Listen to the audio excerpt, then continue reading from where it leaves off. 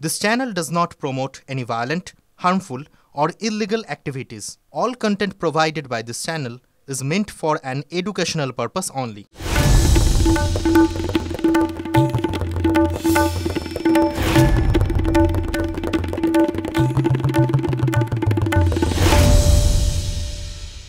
নমস্কার। টিভি9 বাংলার উত্তরের খোঁজে এবার নিয়ে 4 বছরে পা দিল।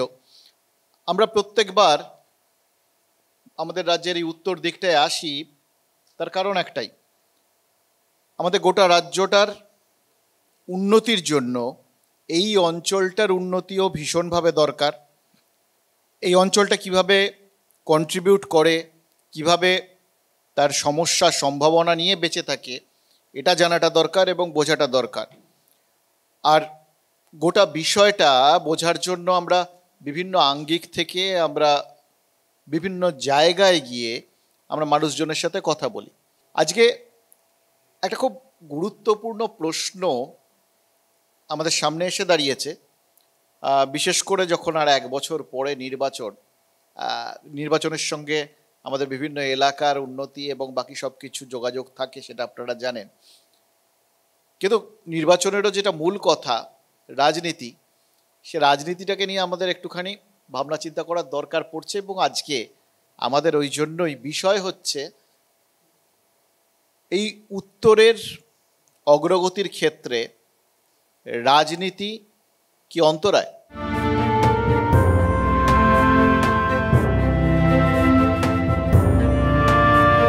এই বিষয়টা নিয়ে আলোচনার জন্য আমাদের সঙ্গে বেশ কয়েকজন মানুষকে পেয়েছি যারা এই গোটা বিষয়গুলোর সাথে ওতপ্রোতভাবে জড়িত এবং ওয়াকিবহাল। আমি পরিচয় করে দিই একটু তাদের সঙ্গে।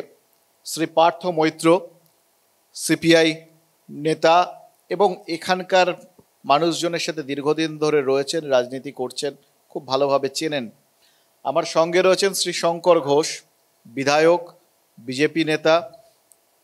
এবং শঙ্কর ঘোষের আলাদা করে এই মুহূর্তে পরিচয় দেওয়ার খুব যে বিশেষ দরকার আছে এরকমও না, তার কারণ শঙ্কর দীর্ঘদিন ধরে এখানে রাজনীতিটা করেছেন এবং এখানকার মানুষজনকে চেনেন, জানেন। এবং আরেক শঙ্কর রয়েছেন আমাদের সাথে, শ্রী শঙ্কর মালাকার।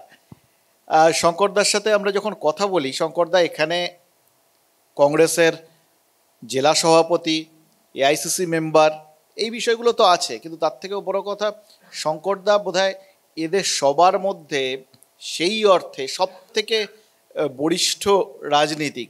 মানুষকে জানা এবং এখানকার রাজনীতিটা চেনার জন্য শঙ্করদার দৃষ্টিভঙ্গিটা খুব স্বচ্ছ। এবং আমাদের সঙ্গে রয়েছেন Shri Subhash Roy, professor Subhash Roy, ex dean, North Bengal University. এবং বুঝতে পারছেন যে একজন এরকম স্তরের মানুষ যখন আসেন, শিক্ষাটাই তো সব কিছুর মূল, তো তার চোখ দিয়েও গোটা বিষয়গুলোকে দেখাটা খুব জরুরি হয়ে যায়। এবং আরও বেশি গোটা ব্যাপারটা ইন্টারেস্টিং হয়ে যায় যখন উনি খুব ক্লোজলি আমাদের এখানের অগ্রগতি হচ্ছে কি হচ্ছে না সেই বিষয়টা মনিটর করে। তো এই 4 জন রয়েছেন এবং তার সাথে আমি এবং শ্রী অনির্বাণ চৌধুরী, অনির্বাণদা আমাদের সঙ্গে রয়েছেন। তো আমরা সবাই মিলে এরা আলোচনা করবেন, আর আমি আর অনির্বাণদা একটুখানি সূত্রধরের কাজ করব, তাহলে আপনাদেরও সুবিধা হবে, আপনাদের প্রশ্নগুলো আমাদের মুখ দিয়ে উঠে আসবে। দেখুন, আমি আর অমৃতাংশু প্রত্যেক বছর বারবার ফিরে আসি উত্তরবঙ্গে, বিভিন্ন জায়গায়, কুচবিহার, জলপাইগুড়ি, শিলিগুড়ি, দার্জিলিং। একটা কিন্তু কমন ওয়ার্ড অমৃতাংশু, ঘুরে ফিরে আসি, হচ্ছে বঞ্চনা। এই বঞ্চনাটা যেন একটা কনস্ট্যান্ট ফ্যাক্টর রাজনীতি। কিন্তু আমার কি মনে হয় না অমৃতাংশু, সেটা তুমি একটু বলো জিজ্ঞেস করার আগে, যে এবার কি একটু দায় নেবার সময় আসেনি রাজনীতিবিদদের? আমি সেটাই বলতে যাচ্ছিলাম যে শঙ্করদা একটু যদি বলেন, আপনারা কি সত্যি এটাকে এই দায়টা নেবেন আজকের দিনে দাঁড়িয়ে, যে কংগ্রেস যতদিন রাজ্যে ক্ষমতায় ছিল বা সেন্ট্রালে ক্ষমতায় ছিল এখানকার উন্নতির জন্য কিছু করেনি? 1972 থেকে 77 পর্যন্ত পশ্চিমবাংলা এবং উত্তরবাংলার যা উন্নয়ন হয়েছে, তারপরে হাতে গুনে একটা উন্নয়নের ছবি বাম বা বর্তমান তৃণমূল বা কেন্দ্রে বিজেপি।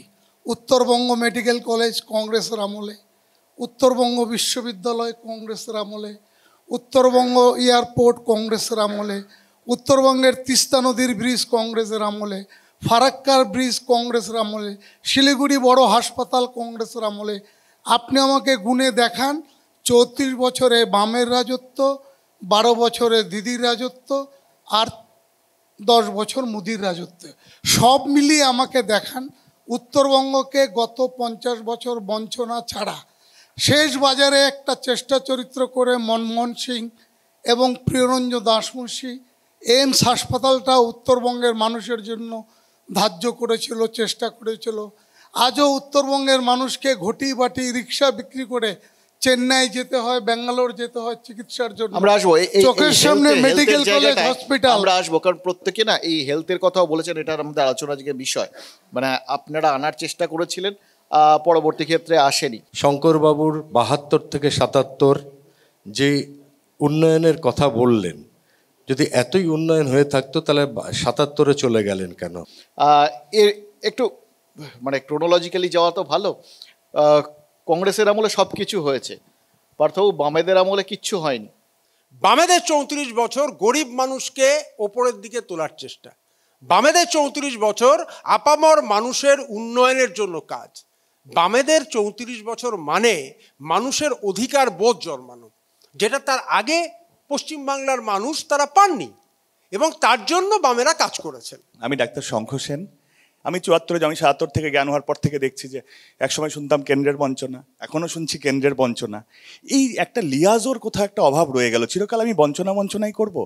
আর আমরা যখন কাউকে ইলেক্ট করছি, আমি 77-এ যারা ইলেকশনে ভোট দিয়েছিলেন, আজকে আমরা যারা ভোট দিচ্ছি, আমরা তো নিশ্চয়ই বঞ্চনার কথা সুযোগটা পাচ্ছি কেন? নিশ্চয়ই কেন্দ্র আর রাজ্য একই সরকার থাকছে না বলে। কিন্তু এই লিয়াজোটা কোথাও একটা তো এই রাজনীতিকবিদদের কাছেই আমরা চাইবো।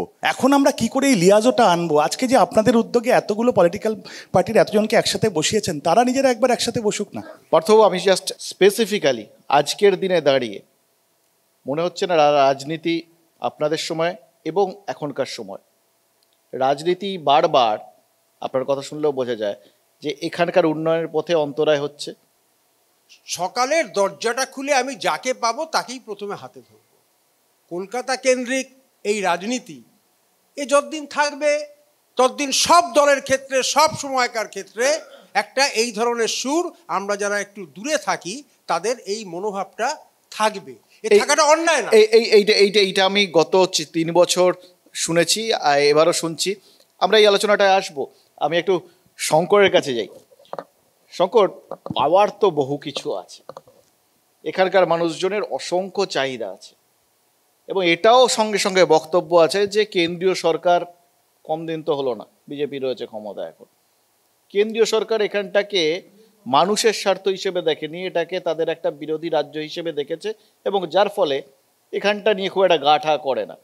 একমাত্র একটা গা করার দরকার রয়েছে, সেটা নিয়ে আমি আলোচনায় আসবো, যেহেতু এটার একটা দেশের অবস্থানগত অত্যন্ত একটা গুরুত্বপূর্ণ জায়গা, যেটা দেশের নিরাপত্তার সাথে জড়িত। কিন্তু তারপরেও মানুষজনের জন্য ভেবে, এখানকার মানুষজনের জন্য ভেবে খুব একটা কিছু করেন। অমৃতাংশু তো একটি কথা বলেছিলেন রাজনীতি কি অন্তরায়? আমি বলি মানসিকতা অন্তরায়, রাজনীতি অন্তরায় নয়। আর মানসিকতা যেহেতু অন্তরায়, আমি আশা করি আমার সামনে যারা ছাত্রছাত্রীরা বসে আছে তারা নিশ্চিতভাবে এই মানসিকতাটাকে ভাঙতে সহযোগিতার হাত বাড়াবেন। এরকম স্কোপ যে ছাত্রছাত্রীরা রয়েছে তোমরা কিন্তু পাবে না। এখানে পলিটিক্যাল পার্টি, সব পলিটিক্যাল পার্টির লোক রয়েছে একসঙ্গে এক মঞ্চে। তোমাদের যদি কিছু বক্তব্য থাকে, কিছু প্রশ্ন থাকে, তোমরা করতে পারো। আমি খালি একটাই জিনিস জানতে চাই যে শিলিগুড়িতে উন্নয়ন তো অনেক হয়েছে, যেরকম মেডিকেল ফ্যাসিলিটিস আগের থেকে অনেক বেটার হয়েছে, বাট আমাদের একটা কোয়েশ্চেন কোথাও না কোথাও রয়ে যায় যে আমরা এত যে পড়াশোনা করছি, এত রকম ইঞ্জিনিয়ার্স এবং যারা ইভেন আর্টস অ্যান্ড কমার্স ব্যাকগ্রাউন্ডেরও স্টুডেন্ট, সো তাদের জন্য কি আমরা মানে হিউম্যান রিসোর্সের কোনো ইন্ডাস্ট্রি শিলিগুড়িতে আগামী পর্বে পেতে পারি, যেটাতে মানে আমাদের নিজস্ব ইকোনমিক গ্রোথ, একটা শিলিগুড়ির পার্টিকুলার ডেভেলপমেন্ট ইকোনমিক গ্রোথ হতে পারে? আমি শুধু একটা ছোট্ট উদাহরণ দিই। আমার বাগডোগরা বিমানবন্দরে সন্ধ্যে 6টার পরে কোনো ফ্লাইট নামে না। তাহলে স্বাধীনতা থেকে এত দিন যাওয়ার পরেও এই উত্তরবঙ্গ কেন বঞ্চনার ইতিহাস বহন করছে, তার একটা উদাহরণ দিয়ে শুধু বলবো, এর দায় আমাদেরকে নিতে হবে। না, এটা কেন্দ্রীয় সরকারকে কেন নিতে হবে না? আমরা কারা? অবশ্যই কেন্দ্রের সরকার, কংগ্রেসের সরকার, ইউপিএ 1, ইউপিএ 2, বিজেপি, সবাইকে নিতে হবে, ইরেসপেক্টিভ অফ অল। এই দায় আমাদেরকে নিতে হবে। আরও বেশি করে দায় নিতে হবে উত্তরের রাজনীতিবিদদের, যাদের দায়িত্ব ছিল কেন্দ্র এবং রাজ্যের কাছ থেকে উত্তরের মানুষের চাহিদাগুলোকে মিটিয়ে নেবার। আমরা সেটা না করে যেটা করেছি, একে অপরের প্রতি দোষারোপ করেছি, নিজেকে বলেছি আমার 6 মাসের মধ্যে 90% কাজ শেষ করে দিয়েছি, আর কাজের প্রয়োজন নেই, আর আমরা চুপচাপ করে তাদের মুখের দিকে চেয়ে থেকেছি। আমি যেরকম একটা ছোট্ট উদাহরণ দিতে পারি, যে ভারতীয় জনতা পার্টি, কেন্দ্রের সরকার, সংবিধানে জমিটা হচ্ছে কেন্দ্র এবং রাজ্যের যুগ্ম তালিকায় রয়েছে, জমি ছাড়া আপনি কোনো উন্নয়নের কাজ করতে পারবেন না।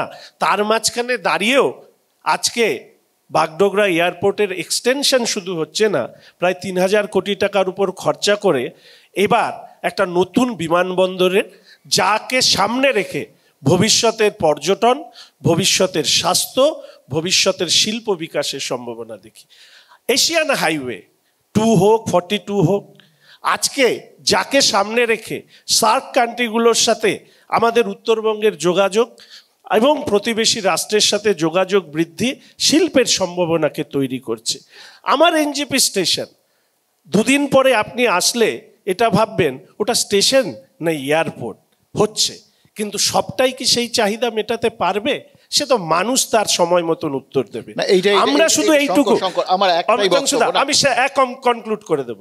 আমি শঙ্করদা বা পার্থদা দুজনেরই বক্তব্য মন দিয়ে শুনেছি। ওনাদের সামনে এই মুহূর্তে ইতিহাসের পাতার থেকে কিছু শব্দ তুলে নিয়ে আসা ছাড়া যখন ওনাদের কাছে কোনো বিকল্প নেই, সেই জায়গায় দাঁড়িয়ে ভারতীয় জনতা পার্টি ভবিষ্যতের পাতা তৈরি করবে।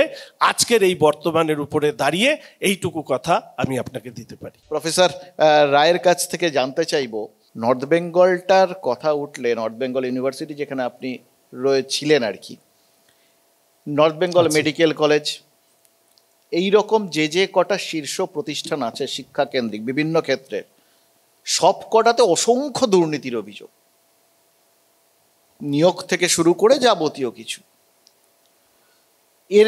এটার বিরুদ্ধে রুখে দাঁড়ানো গেল না? কোথায় গিয়ে, কোন জায়গা থেকে গিয়ে আপনাদের এই প্রেশারটার সামনে সাকাম করতে হলো?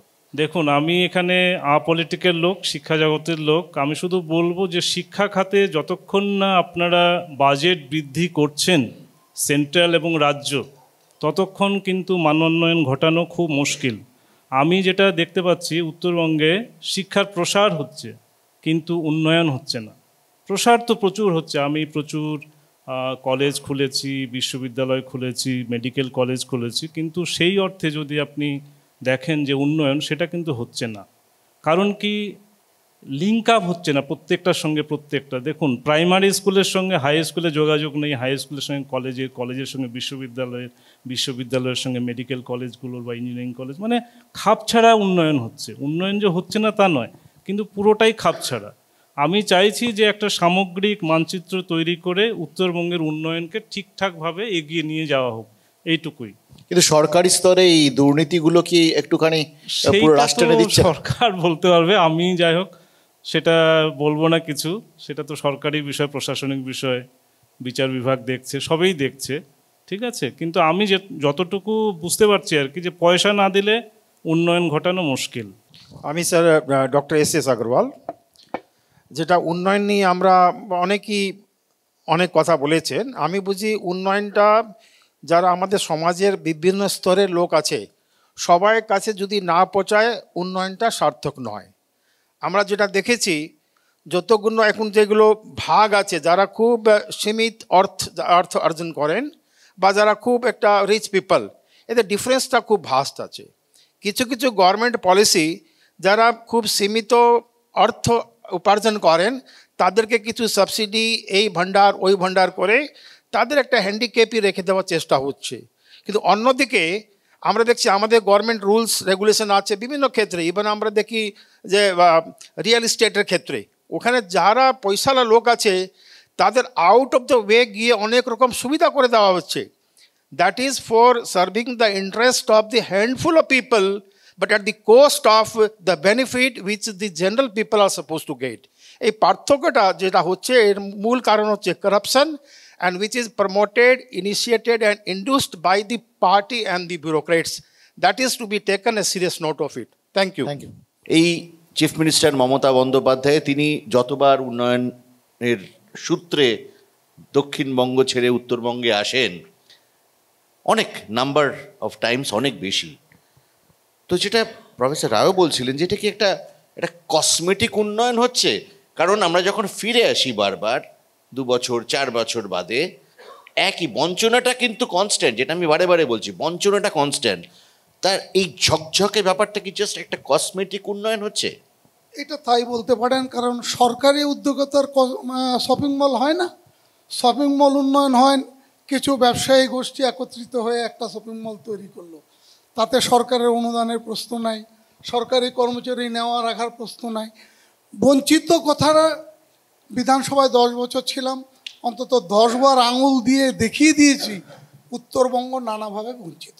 একটু আগে আলোচনা হচ্ছিল যে উত্তরবঙ্গের উন্নয়নের বেশ গোটা রাজ্যই কি বঞ্চিত নয় যদি সেইভাবে দেখেন? না, সে যদি এখন কন্যাশ্রী দিয়ে আর লক্ষ্মীর ভাণ্ডার দিয়ে উন্নয়নের নমুনা দেখাতে চান তাহলে উন্নয়ন হয়েছে। রাস্তা হয়নি, গাড়ি হয়নি, হাসপাতাল হয়নি, কলেজ হয়নি, কিন্তু লক্ষ্মীর ভাণ্ডারের 1000 টাকা পেয়েছি, এটা যদি উন্নয়নে তাহলে উন্নয়ন। আমি তোমায় চাকরি দেবো না, 1000 টাকা দেবো। আজকে এই যে কেন্দ্রীয় সরকার, আমি বলবো না যে কংগ্রেস 60 বছর রাজত্ব করেছে, কংগ্রেস ধোয়া তুলসী পাতা। আমরা বারবার কেন্দ্রীয় সরকারের কাছে এই দাবিটা করেছিলাম যে ব্রিটিশ আমলে তৈরি করা টি প্ল্যান্টেশন একটাকে যতক্ষণ পর্যন্ত চেঞ্জ করা না যাবে ততক্ষণ পর্যন্ত উত্তরবঙ্গের শ্রমিকরা বেনিফিট পাবে না। এটা আপনারা কেউ আন্দোলন করেননি এটা নিয়ে? টি বোর্ড যা ঠিক করে দিবে মালিক তাই দেবে। আজকে দেখেন উত্তরবঙ্গের চা শ্রমিকরা 34 বছর বাম রাজত্ব, 12 বছর দিদির রাজত্ব, ধরে নিলাম 50 বছরই। 50 বছরের শ্রমিকরা পায় কত? 250 টাকা। কাংড়া ভ্যালি, কোয়েম্বাটুর, আপনার হচ্ছে কোচিন, বম্বে, বিহার শ্রমিকের মজুরি কত? 400 টাকার উপরে। পশ্চিমবাংলায় কত? 250 টাকা। তো 250 টাকা মজুরি দিয়ে আমি পশ্চিমবাংলায় কাজ করবো কেন? আমি শঙ্কর ঘোষকে একটা জিনিস খুব স্পেসিফিক জিজ্ঞেস করছি। এই উত্তরবঙ্গের বঞ্চনা নিয়ে তো প্রচুর কথা চলছে যবে থেকে উত্তরবঙ্গের জন্ম হয়েছে। আপনার দলের রাজ্য সভাপতি শ্রী সুকান্ত মজুমদার একটা সাজেশন দিয়েছিলেন কিছুদিন আগে যে উত্তরবঙ্গকে আলাদা রাজ্য করে দেওয়া হোক। আপনি কি সহমত? প্রথমত উনি যেটা বলেছেন তার আগে আমি অনেকবার বলেছি যে আমাদের উত্তর পূর্বাঞ্চলের সাথে উত্তরবঙ্গের বেশ কিছু চরিত্রগত বৈশিষ্ট্য আছে। জল, জঙ্গল, পার্বত্য এলাকা, ফলে নর্থ ইস্টের স্টেটগুলো যা যা সুবিধে পায় তার কিয়দংশ আমাদের উত্তরবঙ্গ পাক, এটা আমরা চাই। সেটা হেভি ইন্ডাস্ট্রির ক্ষেত্রে হতে পারে, সেটা ফার্মাসিউটিক্যাল ইন্ডাস্ট্রির ক্ষেত্রে হতে পারে। এবং আপনারা জানেন যে কেন্দ্রের সরকারের যতগুলো দপ্তর আছে তার একটা পার্সেন্টেজ সেটা উত্তর পূর্বাঞ্চলের রাজ্যের উন্নয়নের জন্য খরচা। তাহলে কি উত্তরবঙ্গের আলাদা রাজ্যের দাবিটা ধোঁকাবাজি, গোর্খাল্যান্ডটা ধোঁকাবাজি? এই দুইটা প্রশ্নের উত্তর আমি চাই। অবশ্যই শঙ্করদা। তো সেই জায়গায় দাঁড়িয়ে আমার মনে হয় যে সুকান্তদা যে বক্তব্য রেখেছে সেই বক্তব্যের সাথে অনেকেই সহমত। এবার দ্বিতীয় প্রশ্ন হচ্ছে যে উত্তরবঙ্গের মানুষের একটা দীর্ঘদিনের চাহিদা, সেটা হচ্ছে একটা আলাদা ভৌগোলিক অবস্থান নিয়ে বা আমাদের রাজনৈতিক মানচিত্রে যে অবস্থান, ভারতীয় জনতা পার্টি স্ট্যান্ড, সেই স্ট্যান্ড অখণ্ড বাংলার পক্ষে। এইখানে আমি শঙ্কর একটা কথা বলি, আপনারা সবাই রয়েছেন, দেখুন এই বঞ্চনার এদের সবার কথা এখন অবধি যেটুকুনি হয়েছে তাদের কথা শুনলে বুঝবেন এই বঞ্চনার ব্যাপারটা খানিকটা ওই খুঁড়োর কলের মতো সামনে ঝুলবে আর কি উত্তরবঙ্গে চিরকাল, এটা বুঝে গেছি। এবার হওয়ার দরকারের ক্ষেত্রে কি কি হচ্ছে না সেটা নিয়ে কেউ আন্দোলন করছেন না, সেটা আমরা দেখেছি। অন্য বিষয়গুলো নিয়ে খুব আন্দোলন হচ্ছে। এবার অন্য বিষয়গুলো নিয়ে যখন আন্দোলন হচ্ছে তখন সেগুলো নিয়ে কিছু কয়েকটা স্পেসিফিক জিনিস একটু টাচ করি। বাংলাদেশের সাম্প্রতিক এই ঘটনাবলীর পর থেকে উত্তরবঙ্গ নিয়ে 2-4টে কথা উঠছে। তার মধ্যে একটা হচ্ছে এখানকার জনবিন্যাস বদলে যাচ্ছে এবং তার পরিপ্রেক্ষিতে দেশের সুস্থিতি, নিরাপত্তা সেটা প্রশ্নের মুখে পড়ছে। এটা শঙ্করদের দলের সাংসদরাও তুলেছেন এবং বিভিন্ন ক্ষেত্র থেকে এটা আসছে, এদিক থেকে ওদিকে, ওদিক থেকে এদিকে। সত্যিই কি এখানে অনুপ্রবেশ একটা থ্রেট তৈরি করছে, বিশেষ করে এটার ভূপ্রকৃতিগত অবস্থানের ক্ষেত্রে? আমার এক্ষেত্রে স্পেসিফিক যেটা বক্তব্য, যে প্রসাধনী উন্নয়ন, কসমেটিক ডেভেলপমেন্ট, এই কসমেটিক ডেভেলপমেন্ট দিয়ে ঝাঁ চকচকে অনেক কিছু অতি দ্রুত তৈরি করে দেওয়া যায়, যদি না কোনো মৌলিক উন্নতি না হয়। এই মৌলিক উন্নতি ভারতবর্ষ, আমাদের রাজ্য উত্তরবঙ্গ, যেখানেই বলুন না কেন, এই মৌলিক উন্নতির যথেষ্ট অভাব রয়েছে। এক। দুই হচ্ছে অনুপ্রবেশ। তো অবাক হয়ে যায়, শিলিগুড়ি আমাদের বাড়ি, যারা আমরা জন্ম এখানে, একটা রেশন কার্ডের প্রবলেম নিয়ে যদি আমরা যাই আমাদের শুধু ঘুরতে হয়। ওয়ারঅ্যাজ পরবর্তীতে শোনা যায় বাইরে থেকে এসছে কদিন আগে, তার রেশন কার্ড আছে, তার আধার কার্ড আছে, তার ভোটার কার্ড আছে, এভরিথিং দে হ্যাভ। কেমন করে হয়? ফলে করাপশন আজকে এমন জায়গায় চলে গেছে, সেটা রাজ্য কেন্দ্র বোধ ভয়ঙ্করভাবে, দায়বদ্ধতা, সামাজিক দায়বদ্ধতা আজকে একেবারে তলানিতে। এইখানেই আমি একটু প্রফেসর রায়ের কাছে যাব। সরকারের তরফ থেকে কোনো উদ্যোগ নেই আপনাদের চোখে, সেটাই পড়ে? আমাদের এই জায়গাটা তো একটা কি বলবো, ইন্টারন্যাশনাল বর্ডার দিয়ে ঘেরা, বাংলাদেশ, নেপাল এবং ভুটান। আমরা এটাকে চিকেন নেক্স বলি, সবাই জানেন। সেটা বিষয় নয়, বিষয়টা হচ্ছে এই জায়গাটার টার্ময়েল শুরু হয়েছে কিন্তু আপনি যদি দেখেন পশ্চিমবঙ্গের এই দিকটায়, বিশেষ করে 1971-এর পাকিস্তান ওয়ারের পর থেকে এই যে রিফিউজি আসা শুরু হলো, বা আপনারা যদি শরণার্থী বলেন বা যদি অনুপ্রবেশ বলেন, তখন থেকেই কিন্তু এই জায়গাটায় ডিস্টার্বড। কখনোই কিন্তু এটা স্টেবল কন্ডিশনে আসেনি। কিছু লোক চলে এসছে, কিছু গেছে, আবার এসছে, আবার তাদের সঙ্গে এসছে, এইভাবে কিন্তু অনুপ্রবেশকারী, মিলিটেন্ট সবই এসে গেছে। তো আমাদের ভিত্তি ধরতে হবে 1971, তখন থেকেই আমরা কিন্তু ডিস্টার্ব, তখন থেকেই কিন্তু অনুন্নয়নের শিকড় পুঁতে গেছে। যদি আমরা শঙ্করবাবু এই ইস্যুটা যেটা আমরা আলোচনা করছি, এই অনুপ্রবেশ ইস্যু তো ছিল জবে থেকে কি 71 সালে, এটা কোনো বন্ধ হয়নি।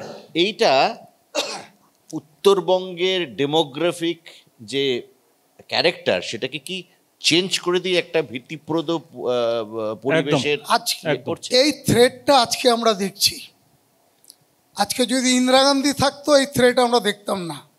আজকে যদি মনমোহন সিং থাকতো এই থ্রেট আমরা দেখতাম না। আজকে যদি রাজীব গান্ধী থাকতো এই থ্রেট আমরা দেখতাম না। আজকে বাংলাদেশের মতো চুনিপুঠো আমাদেরকে থ্রেট দিচ্ছে, আর থ্রেটের মোকাবেলা আর একটা পাল্টা থ্রেট যাদের দেওয়া উচিত তারা দিচ্ছে না কেন? আমি তো ভারতবাসী, শঙ্কর, আমি তো ভারতবাসী। ইন্দিরা গান্ধী থাকলে হতো না, ইন্দিরা গান্ধী থাকলে এই থ্রেট আমি দেখতাম না। অমিত শাহ থাকায় হচ্ছে, এটা কিভাবে ধরবো? নরেন্দ্র মোদী থাকলে হচ্ছে, এই থ্রেট আমি দেখতাম না।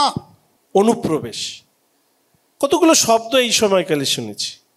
আমি মন্দিরে যেরকম প্রণাম করি, আমি মসজিদেও প্রণাম করি, গির্জাতেও প্রণাম করি, ছোটবেলার থেকে এই শিক্ষায় শিক্ষিত হয়েছি। ধর্ম নিয়ে আলাদা কোনো বিশেষ অভিব্যক্তি নেই। আমাদের অনেকেই আছে, আমরা ধর্ম না জেনে আমরা ধর্ম নিরপেক্ষ, আবার অনেকে আছে ধর্ম না বুঝেই আমরা ধার্মিক। তো সব জিনিসের মাঝখানে দাঁড়িয়ে আমাদের সভ্যতা এবং সংস্কৃতিতে আমি অন্তত চোপড়ার যে ঘটনা আমি উল্লেখ করতে চাই, যে রাস্তার মধ্যে যেভাবে একজন মহিলাকে মারা হচ্ছে এবং স্পষ্টভাবে বলা হচ্ছে যে আমাদের শাসনে এই ধরনের ব্যবস্থাটাই আসল, হাইকোর্ট বা কোর্টের কোনো দরকার নেই।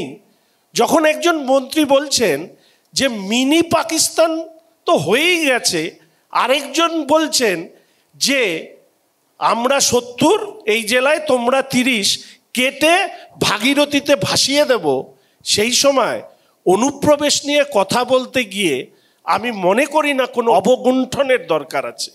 অনুপ্রবেশ রাজনৈতিক না, অনুপ্রবেশ পশ্চিমবঙ্গের মানসিকতার পরিবর্তন করে দিচ্ছে।